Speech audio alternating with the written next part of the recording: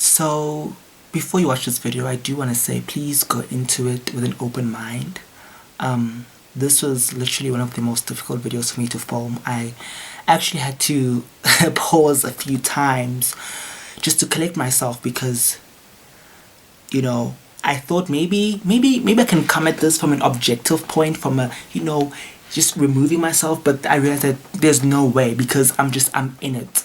This affects me directly as a black person. What is happening in the world and what's been happening for the longest time in human existence and civilization.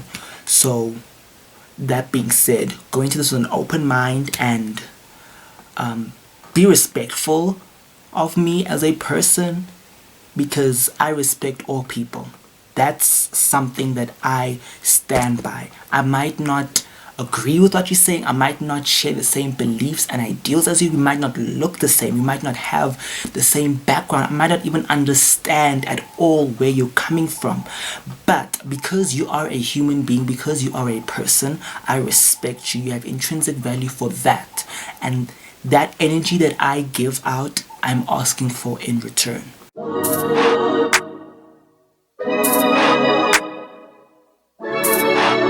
Sanbanan Dumlang, hello, it's Simply Svisser here, and welcome back to my channel. Now, I don't really know how does one start a video like this.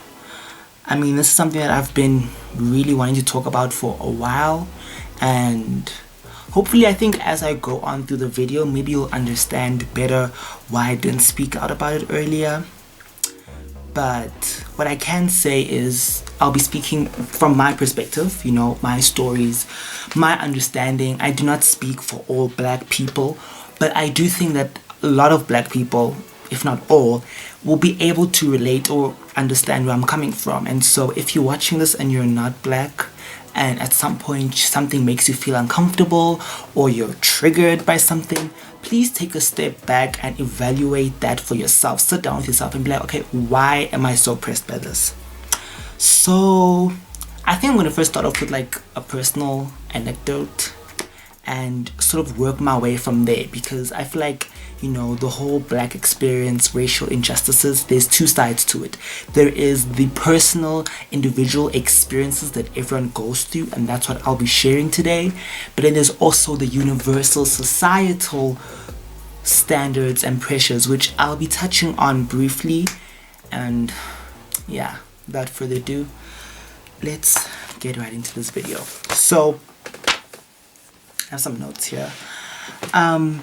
I want to first start off and talk about something. Basically, how did we get to where we're at today? How did I personally get to where I'm at? I feel like the past 2 months, so much has happened in my personal life and just in the world in general. So many racial injustices and microaggressions that I've reached a breaking point. And these 2 months began when I put up a vlog, and one of my friends messaged me saying that they were offended by some of the jokes that I made in that vlog, and other friends also were offended by it. And so I took down the vlog. And just, even though my friends now, we've discussed that issue, the way everything went down hurt me. It really hurt me. So I'm not going to get into too much detail, but basically, one of the jokes that I made was calling the white people that were present at the, present in the vlog, colonizers, and the word colonizer was used multiple times in the video, and they were pressed by that. Now, what I did was, when they told me, okay, that they didn't like that, I was like, okay, let me take a step back. Let me put myself in their shoes, because that's just, I believe treat people the way you want to be treated, and I believe that you need to seek to understand people before seeking to be understood. So I looked back and, I did my research. I even talked to other people about it. And then I came back to them and be like, okay, look, I see why you guys were upset because of maybe the setting and all of that. I'm not going to go into too much detail. But I do not understand why colonizer is offensive to you guys. I don't understand why you take offense to that. Please explain that to me. And they, we discussed it, and I still didn't get an answer, to be honest. I still don't know why they were so touched by that term, because colonizer is a historically accurate term. That's the thing. And you know how when you're younger you're taught that if you point a finger at someone, three fingers point back at you? I don't know if y'all can like three fingers point back at you. Colonizer is one of those words, because by calling you a colonizer, I'm also saying that I was colonized, which is a fact. It's kind of like me quoting, if you're white and I'm like, oh, the colonizer, if I'm referring to you as the colonizer, I'm not saying you personally are a colonizer. I know that you personally did not colonize anyone, as far as I know. But your ancestors did. That is a fact. The only reason you are here, most likely, the only reason why you are here in this country, South Africa, is because your ancestors left Europe and they colonized us here. And what really hurt me the most about that situation, and you can't say in this situation, thing is, I know a lot of times people like to say, oh no, but this isn't a race thing, don't make it a race thing. As soon as they took offense to the term colonizer, it turned into a race thing. And basically, how I interpreted it, how I internalized the experience is that you, sir, you, the blackie, you, darkie, we don't like what you said. Don't say that around us. Don't do that. Act right. Get it together. And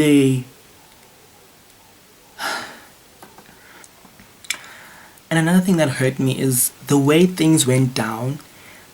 It's kind of like there was a side discussion before it came to me. I was the last person in, amongst a group of people involved to know. And it's kind of like this happened on one of my videos. I should have been the first person.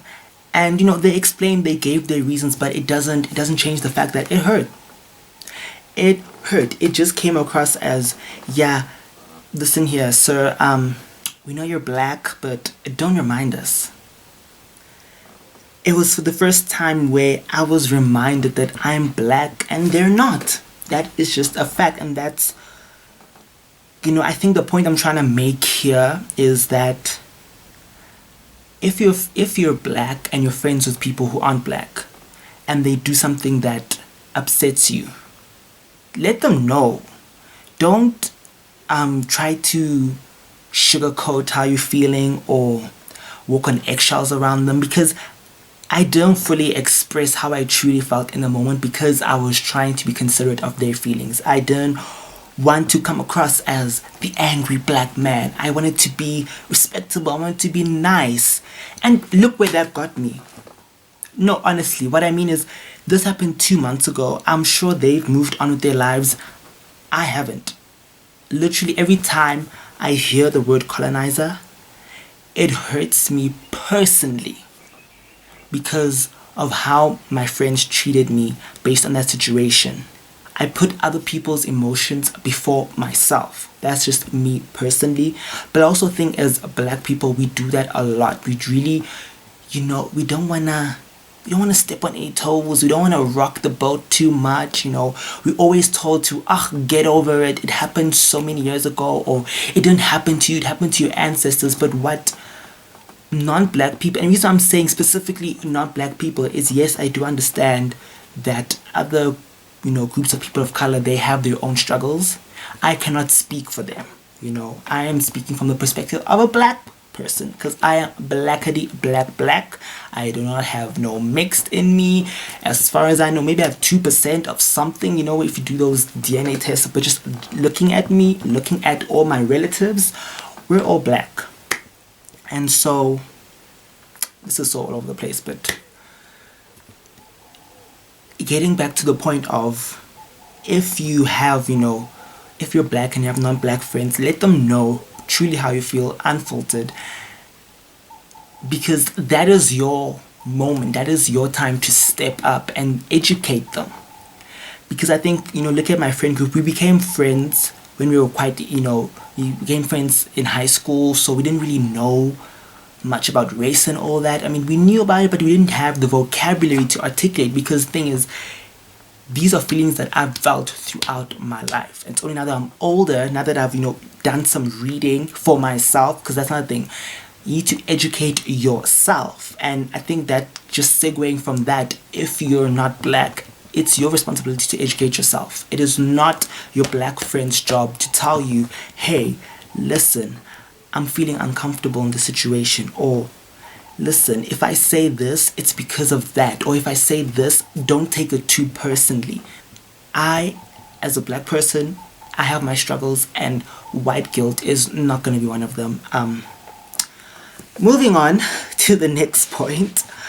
So, I mean, that happened, right? So with the backdrop of that whole situation happening, literally that situation happened literally almost a week before lockdown in South Africa happened. And so that happened, and so now we're in lockdown, and so now I'm having all this extra time, and so I've been sitting with this, it's just been sitting and just in the background of my mind. And then I'm spending a lot more time on social media, specifically Twitter, and then while I'm on Twitter, I'm starting to see all these racist TikToks. Just thinking, reflecting to all the stuff I've seen, not only from then, but like now, it's just that I'm always afraid to speak out against, or, speak out against whiteness, or white privilege, white supremacy, and afraid to speak for myself as a black person, because I don't want to offend anyone. But the people who are tweeting all this mess, the people who are making all these TikToks, people who are being protected by racist systems, do not care not to offend me. That's just the fact. I can be the most politically correct, be this respectable, nice, go along black person, and still people gonna come for me just merely for the color of my skin. I can literally sit in a room quietly, not say a word to anyone, and I can just get, thing is, what people don't understand is the implicit racism hurts just as much as the explicit, if not more. Because sometimes these people think they're slick, when really we see right through you. We see right through the mess. And that brings us, I guess, to where we're at now in the world. Hashtag Black Lives Matter is trending again. Today is the 29th of May when I'm filming this, and it's the talk of the town. Everyone's talking about it. Well, not everyone, some people are choosing to stay silent, to ignore it. I think some people are just waiting for it to blow over so we can go back to our lives. But let me tell you, this is our lives. Just because Black Lives Matter wasn't trending last week doesn't mean black people weren't dying. Doesn't mean that white people weren't weaponizing the police against black people, because that's at the root of it. That's what's happening. And I feel like a lot of people, especially like in South Africa, they see it as just an American issue, not realizing that there are so many parallels to South Africa. I have a personal experience with this. I believe it was last year, yes, when my dad and I, we were driving around our neighborhood, because he was teaching me how to drive. So, when you learn how to drive, obviously you go around the same route, over and over again, learning how to turn, stop the car, all of that. And then I noticed with him, and there's a security car that's like following us, and then it waited till we got to like a stop, and then it drove like in front of us. And then the guy got off, and he was like, hi, I got a call from someone. We know it's a white lady. I think did he say it's a white lady? It's a white person. That we know. And they were worried because they said this car being driven by two black men was, I don't think she said explicitly this car was driven by two black men. I don't know what she said, but, this is just my interpretation of what happened. This white lady called a security company, and she was like, hey, listen, I'm here by my house, and there's this car, and there's two black men in it, and they just keep driving past here. I'm scared. Come do something about it. Doesn't that sound familiar? Isn't that how black people in America end up getting shot, killed by the police. It just takes one phone call. And you see the parallel there. Luckily, the security guard who, was deployed, he was like, he could see, like, when he was following us, he could see, no, this is just someone learning how to drive, And he was like, basically, he even, like, I think he even laughed. He was like, yeah, I'm just, doing my job, it's fine, keep practicing, keep doing you, and continue. Okay, so I'm currently editing, and I remembered that there's some things which I wanted to mention, but I forgot to, because I got in my feels. Like, I'm not kidding when I say this really got to me. But when I think of the George Floyd's murder, and if you know about the Amy Cooper incident in Central Park, is that even when we're in a pandemic, even when there is a virus that is killing people, like killing everyone, that is infecting so many people, even in this pandemic, the racism doesn't stop. Even in this pandemic, there are white people who can't just be like, let me just put aside my racism. It's so deeply within them, And if you're not racist, then don't be pressed. I'm not coming for you, because at the end of the day, one of my friends was saying, there are non-racist white people. White people who aren't racist exist. But the racist ones be doing too much. And I feel like also as black people, we also be doing too much to pander to the racist white people. And I think that's why just seeing all of these incidents, think about all, like, if I could literally list all the microaggressions, all the violations and invalidations against me from my entire life, girl, to say we'd be sitting here all day is an understatement. Throughout my life, in school, where it comes to hair, I used to have to, go through all these twists and turns, and I feel like a lot of hair policies in South Africa is targeted against black kids, that's just a fact. And even if you just move from, like, a systematic way, the wealth of this country is in the hands of the minority. The majority of this country is living in poverty, and the majority of this country is, y'all can't see because of this messed up lighting, but it's black, okay? It's black. And I guess in closing, what I want to say is, I'm not invalidating any struggles that white people face. I'm not invalidating any trials that y'all face. I'm not saying that white people or people who aren't black have life easy breezy, lemon squeezy. No, ma'am, Pam. But what we as black people are trying to get across, the message we're trying to convey, is that your skin color will never be the cause for your problems. You will not suffer at the hands of another because of your skin color. That's just the way the world is systematically built, okay? Yes, am I saying that as a black person I can't discriminate against white people?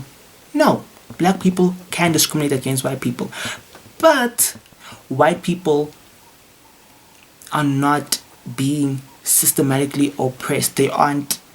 Their lives aren't in danger in the same way black people's lives are. And this is why the hashtag Black Lives Matter movement goes beyond just the police brutality that's happening in America. It goes beyond the institutional racism that we see in Britain. It is a human rights issue. Because imagine if during apartheid, if the rest of the world had the energy of, oh, it's a South African issue, it's a South African issue, they can see for themselves. Imagine if that's all that happened. In closing, I'm going to read this tweet, which says, where is it? I see no color is not the goal. I see your color and I honor you. I value your input. I will be educated about your lived experiences. I will work against the racism that harms you. You are beautiful. Tell me how to do better. That's the goal. Because as soon as you say you don't see color, as soon as you try to put on this colorblind perspective, or you want to say we're living in a post-racial society, that is you completely invalidating my experience. That is you disregarding who I am as a whole person. And yeah, I feel like there's so much more I could say on this, but let's leave it at that. Thank you so much for watching. I know it's a lot different from what I've been uploading this year, but I just feel like I couldn't keep quiet anymore. I couldn't just pretend as if everything is rosy, as if people aren't dying out there, as if I'm not hurting, because I am. And hopefully, if you're watching this can be, validating. This can also be educational, eye-opening. And until I see you guys in the next one, I love you so much. Bye, guys.